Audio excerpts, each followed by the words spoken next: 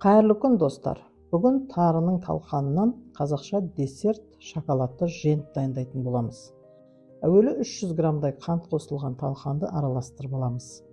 Содан соң үстіне 200 грамдай сары май қосып қоспа дайындаймыз.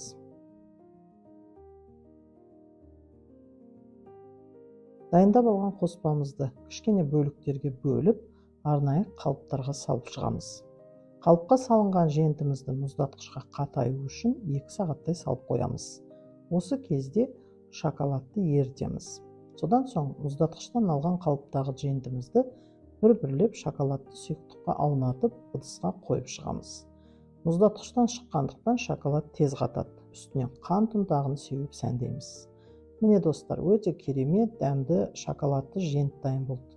Дәмі тіл үйретті. Міндетті түрде жасап көріңіздер. Видеоны соңына дейін көргендеріңізге рахмет.